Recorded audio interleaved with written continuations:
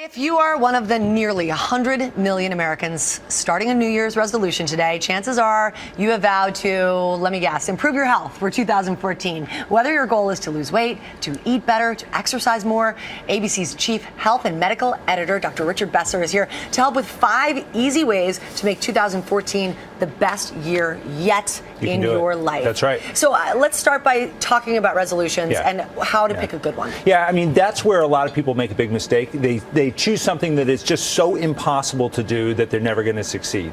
So you want to pick something you really care about, all right? You want to pick something you can live with.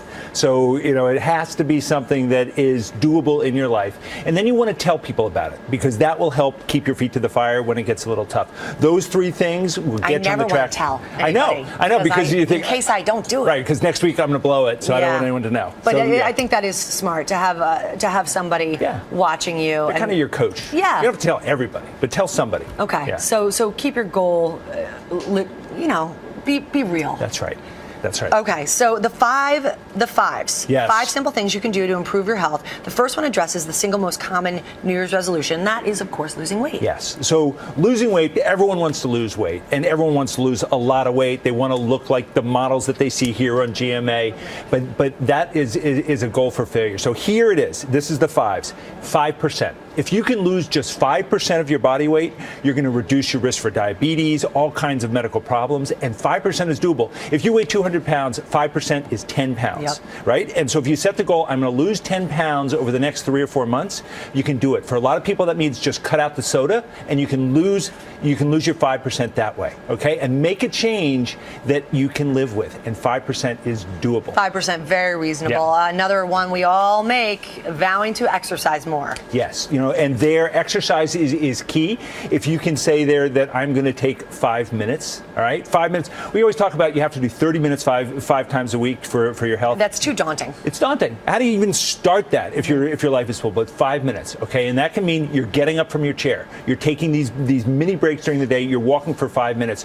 The thing we've learned is that the time you spend sitting at your desk is really bad for your health. So 5 minutes, 5 times a day, you've got 25 minutes there. You're walking around, you're checking in with people. You may go up and down the stairs, go around the block once, you're done. You can do it. You can do 5 All right, minutes. and then I also like your morning 5. Yes, your morning 5. So we know that breakfast is really important. It's important to be able to concentrate at work. It's important for your kids to do well in school. But people say, I don't have time for breakfast. Take 5 minutes in the morning. That's all it takes for breakfast. Whole grain cereal with some fruit on there.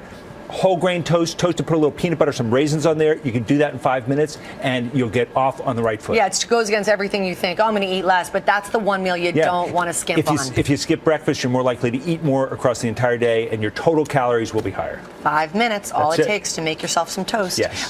This is interesting. You say that gratitude can improve your health. Yeah. There's more and more evidence that having that attitude, being grateful, being thankful, is good for your health.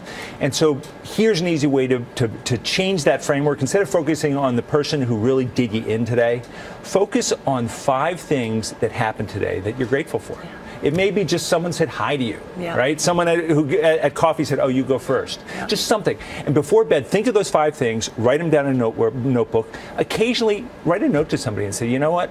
Thanks so much for just saying hi. Yeah. And those things they'll change your whole mindset. It's good for your health.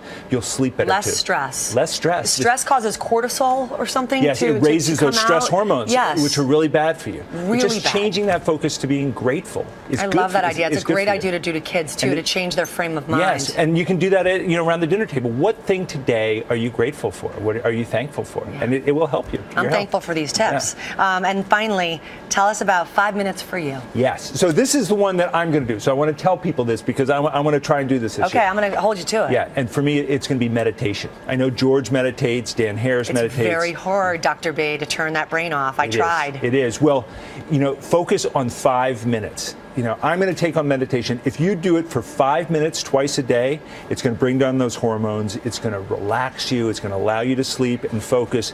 The stress in your life is going to melt away. I am more and more convinced that meditation is really, really good for our health. And I'm going to try and do it. I have trouble shutting off the brain and everything that's going on. I'm going to try 5 minutes in the morning, 5 minutes in the evening. I'm going to do that one with you. I'm saying it here. All right. Now. That's All it. right. The easy 5s. Give me a high 5. Yeah, I love high 5. all these. There we go. Really great tips. Thank you so much, Dr. B. Let's hope we can stick with them.